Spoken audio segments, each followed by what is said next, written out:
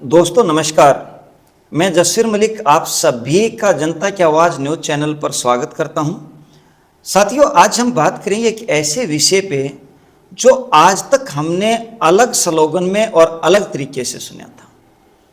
आज एक विषय जो है इस तरह का है कि जो हमारे परिवार से, हमारे बच्चों से जुड़ा हुआ है, और जहां पे आज आंध्र प्रदेश गवर्नमेंट ने कानून बना करके एक प्रोत्साहन राशि देने का जो है आवश्यकता महसूस हुई।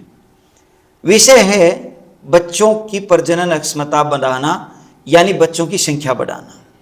इस विषय पे चर्चा करने के लिए आपके बीच में और हमारे बीच में हैं हम सबके चहेते श्री नरदेव मलिक जी। मलिक साहब, सबसे पहले आपका स्वागत है। धन्यवाद। सभी दर्शकों को मेरा नमस्कार। मलिक साहब, एक दौर था जो शायद नई पीढ़ी ने तो कभी देखा भी नहीं होगा कि ज़बरदस्ती उठा करके नसबंदी कर दी जाती थी। बिल्कुल। और कुछ बुजुर्ग एक आध जिसके साथ ये घटना घटी है, आज बच रहे हैं, उनसे जब बात करते हैं तो बड़ी पीड़ा होती है जब वो बताते हैं उनको आज भी। और जब हम पढ़ते थे, एक समय आया तो ट्रकों के पीछे, बसों में, रेलवे स्टेशन पे, दीवारों पे, और जहाँ पे भी हम देखें हर जगह एक स्लोगन लगा होता था कि हम दो हमारे दो। और एक ऐसा दौर आया कि उसके बाद हम दो हमारे दो नहीं, बल्कि कुछ परिवारों ने तो अगर पहला बच्चा लड़का हो गया तो उसी पे ब्रेक लगा दिया। बिल्कुल। और अब जो नौबत आ गई वो ये आ गई कि आज से कुछ दिन पहले आरएसएस प्रमुख श्री मोहन भागवत जी ने कहा कि भाई भारत में परिवारों की संख्या घटती जा रही है और जिनकी प्रजनन क्षमता 3 से नीचे आ जाती है, 2 से भी नीचे आ जाती है, तो वो प्रजाति लुप्त होने की संभावना हो जाती है। बिल्कुल। और मलिक साहब, उन्होंने आग्रह किया कि भाई हमें जो है भारत के अंदर अपने परिवारों को बढ़ाना होगा, कम से कम 3 बच्चे जरूर पैदा करने होंगे, संतान उत्पत्ति पर हमें ध्यान देना होगा।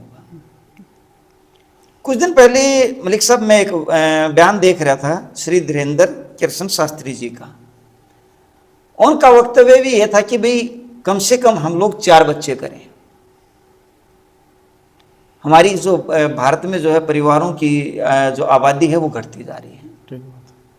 लेकिन अब तो मामला यह आ गया कि आंध्र प्रदेश के मुख्यमंत्री श्री चंद्रबाबू नायडू जी ने कल मीडिया में आकर के बयान जारी करना पड़ा कि भाई अगर कोई भी परिवार 3 बच्चे पैदा करेगा तो उसको तीसरे बच्चे पर 30,000 रुपये इनाम, और अगर चौथा बच्चा पैदा करता है तो 40,000 रुपये इनाम। तो मलिक साहब, ये सवाल अब यह आ गया, ऐसी आवश्यकता क्यों हमें एकदम हो गई कि भाई हमें मतलब प्रोत्साहन राशि अनाउंस करनी पड़ी? अब यहाँ 2 क्वेश्चन थे। एक क्वेश्चन ये था कि भाई पहले नसबंदी शुरू क्यों हुई और परिवार नियोजन जो सिस्टम था वो लागू क्यों किया गया। तो इंदिरा गांधी जब प्राइम मिनिस्टर थी तो ये परिवार नियोजन लेके वो आए थे, नसबंदी वाला सिस्टम उन्होंने शुरू किया था और उसको बड़े ज़ोर शोर से चलाया था। हमारे यहाँ बंसीलाल जी उस टाइम मुख्यमंत्री हुआ करते, तो जो कर्मचारी थे, सरकारी कर्मचारी थे, उनको टारगेट दिए जाया करते और उनके हिसाब से पर कैंडिडेट उनको पैसे मिलते थे और उनको प्रमोशन भी मिलता था। तो बड़े ज़बरदस्त तरीके से उन्होंने वहाँ पर चलाया और ऐसा चलाया कि पकड़ पकड़ के ज़बरदस्ती उनके नसबंदी कर दी। कई बार तो ऐसा हुआ कि जो अनमैरिड लोग थे उनकी भी कर दी साथ में। हाँ बिल्कुल मलिक साहब, मैंने उस टाइम की बुजुर्ग दाई दादी माताओं को कहते हुए देखा, भाई नसबंदी के 3 दलाल संजय, इंदिरा, बंसीलाल। ठीक बात है। और कई ताई तो ये बताया करती, भाई जो तरताऊ और खेत में जा रहे थे, कोई की तो बाजार में जा रहा, थोड़े जबरदस्ती पकड़ा। हाँ, और परिवार ने तो पता भी नहीं चला जब तक तो उसका जो है ऑपरेशन कर दिया। उसके पीछे ये था कि उस वक्त जब ये स्टार्ट हुआ तो पॉपुलेशन बड़ी स्पीड से बढ़ रही थी, मतलब एवरेज थी 7-8 कम से कम थी, कई बार तो 10-10, 12-12 बच्चे एक आदमी को होते थे और हमारे पास संसाधन इतने थे नहीं, इसलिए ये शुरू किया गया। लेकिन उसका भी इफ़ेक्ट अलग टाइप का पड़ा लोगों के ऊपर और एक नैरेटिव चला दिया और सरकार के खिलाफ लोग खड़े हो गए और हालात ऐसे हो गए कि सरकार ही चलेगी इसके ऊपर। फिर धीरे धीरे लोगों ने देखा कि जब ये करे हो स्लोगन, फिर उन्होंने दूसरा तरीका अपनाया कि भाई हम सॉफ्ट तरीके से इसको चलाएं। तो स्लोगन वगैरह इन्होंने शुरू किया, हम दो हमारे दो बच्चे दो ही अच्छे, दो आराम से खाएं, चारों तो भूखे सो जाएं, ऐसा इस टाइप के स्लोगन वहाँ चलते थे। हाँ बिल्कुल, बहुत सारे क्षेत्रीय भाषाओं में भी, बहुत सारे क्षेत्रीय नारों में भी। हाँ, हर तरह। तो जब हम भी छोटे थे, मतलब 10-12 साल के, तो कहीं जाते जाते तो दीवारों पे लिखा पढ़ते, तो दिमाग में ये हो गया भाई 2 ही बच्चे पैदा करने, इससे ज़्यादा करने ही नहीं। तो वो बात थी करीब 40 साल 50 साल पुरानी। अब जब लोगों ने पॉपुलेशन कम की या बच्चे पैदा कम किए, तो उसका बेनिफिट ये मिला एकदम से कि उन्होंने अच्छे से बच्चों की परवरिश की, अच्छी एजुकेशन दी, और बच्चे पढ़ लिख के अच्छी सरकारी नौकरी में गए या प्राइवेट नौकरी में गए या बिजनेस उन्होंने किया, और परिवार बड़ी स्पीड से समृद्ध हो गए। एक इसका फ़ायदा ये होया, समृद्धि आई ज़बरदस्त, क्योंकि खर्चा कम था। अगर ज़्यादा बच्चे होते ज़्यादा खर्चे होते हैं, एजुकेशन पे ज़्यादा खर्चा होता है, फिर उनके शादी पे ज़्यादा खर्चा होता है, फिर उनके शादी बाद बच्चे पैदा होने पे ज़्यादा खर्चा होता है। तो इससे लोगों का खर्चा बचा और समृद्धि ज़्यादा आई और बेहतर एजुकेशन लोग उसको बच्चों को दे पाए। अब बात यहाँ तक आ गई कि फिर लोगों ने 2 से 1 बच्चे पे आ गए। जैसे जैसे एजुकेशन बढ़ी, लोग समृद्ध होते गए, तो उनको ये समझ आ गया बस ज़्यादा बच्चे पैदा करने की जरूरत ही नहीं है। और ये हिंदुस्तान की बात नहीं है, और कम कर दी है। हाँ, उन्होंने और कम कर दिया। और ये समस्या अकेले हिंदुस्तान की नहीं है, ये पूरी दुनिया की समस्या है आज के दिन, पॉपुलेशन कम होना। जितने भी विकसित देश हैं, चाहे वो जापान है, चाहे वो फ्रांस है, चाहे वो इटली है, यहाँ तक जो मुस्लिम राष्ट्र हैं उनमें भी ये समस्या है। चाइना का अगर हम एग्जाम्पल लें तो चाइना ने 1 चाइल्ड पॉलिसी लेके आए और इतनी ज़बरदस्त तरीके से उसको रखा लोगों के ऊपर, जेल कर देते थे अगर दूसरा बच्चा हो गया तो। बाद में चाइना में ये हालात हो गए कि उनको वो पॉलिसी वापस लेनी पड़ी, विड्रा करनी पड़ी, और ये कह दिया अब आप जितने मर्जी बच्चे पैदा करो। हाँ, वो वहाँ पे भी प्रोत्साहन राशि उन्होंने लागू करनी पड़ी। उसके पीछे एक कारण ये था कि वहाँ पे जो यंग जनरेशन है या मैन पावर कह दो वो कब होगी, और जो बूढ़े जो लोग थे या जो ओल्ड पर्सन थे वो ज़्यादा हो गए। तो एकदम ढांचा गड़बड़ा गया वहाँ पे, और ऐसा ही दूसरे जगह पे भी है। हमारे यहाँ भी कुछ ऐसा ही होने लग गया। अब कई तो जो स्टेट है वहाँ पॉपुलेशन बल्कि कम हो गई है, तो इसलिए वो चाहते हैं कि भाई ये पॉपुलेशन हमें थोड़ी थोड़ी बढ़ाएं, कम से कम 2 नहीं तो 3 बच्चे पैदा करें। तो 3 की तरफ प्रोत्साहन कर रहे हैं।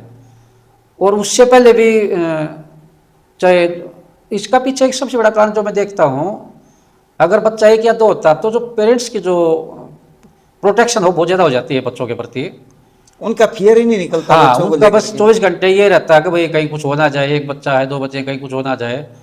तो बच्चों को बिल्कुल बुज़दिल बना दिया, गीदड़ बना दिया, इतना डरपोक बना हाँ, दिया वो चिपका के रखते हैं, उनको अपने से बाहर नहीं निकलने देते।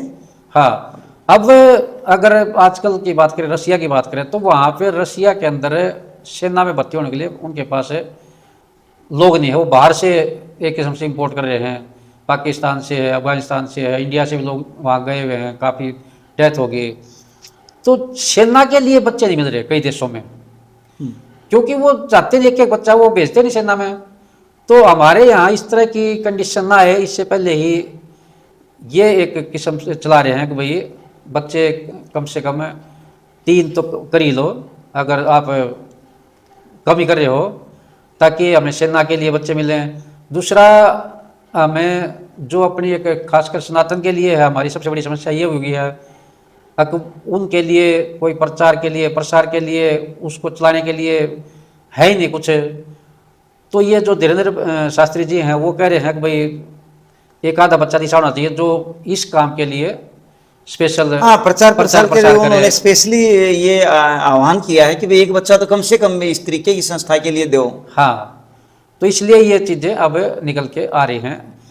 अगर बच्चे 2 करेंगे या 1 करेंगे तो वो कम्युनिटी धीरे धीरे नष्ट हो जाती है। तो एक कम्युनिटी को बचाने के लिए या एक प्रजाति को बचाने के लिए तो बच्चे 2 या 2 से ज़्यादा होने बहुत ज़रूरी है। तो इसमें मलिक साहब, जब अगर आज हम ध्यान देना शुरू करेंगे तो आपको क्या लगता है कितने साल में थोड़ा सा परिणाम सामने आएगा आगे जाके? बहुत टाइम लगेगा इसके लिए।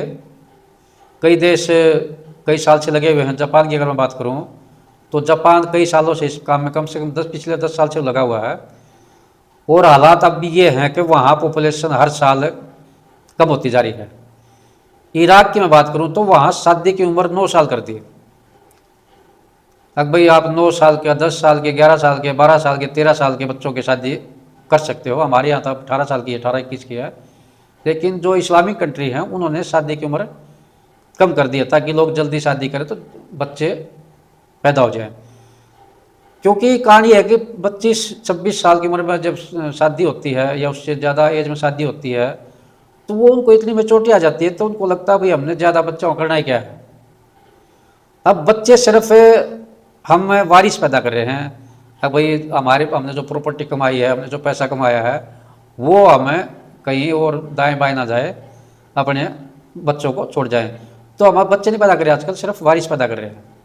तो इसलिए भाई इन चीज़ों से थोड़ा बचना पड़ेगा। जो समृद्ध लोग हैं वो 2 से 3 से 4 बच्चे पैदा कर सके हैं। जो बहुत गरीब आदमी हैं वो अभी इस पर बेशक चल सकते हैं 1 या 2 वाले बच्चे पॉलिसी पे। मलिक साहब, आपने इतने अच्छे से बताया। और साथियों, दरअसल जब समय, परिस्थिति, काल बदलता है तो हमारी ज़रूरतें भी बदल जाती हैं। जो पीछे ज़रूरतें थी वो आज नहीं हैं और आप सभी को जागरूक होना होगा। जो भी साथी ये वीडियो देखिए, बाकी लोगों को भी शेयर करें और आज इस बात पर ध्यान दें। हमारे बहुत सारे रिश्ते 1-1, 2-2 बच्चे आने के कारण, ताऊ का रिश्ता, चाचा का रिश्ता, मौसी का रिश्ता, बुआ का रिश्ता, तो ये रिश्ते खत्म होने शुरू हो गए हैं। क्योंकि जब बच्चे 1-1, 2-2 रहेंगे तो रिश्ते कहाँ से आएंगे।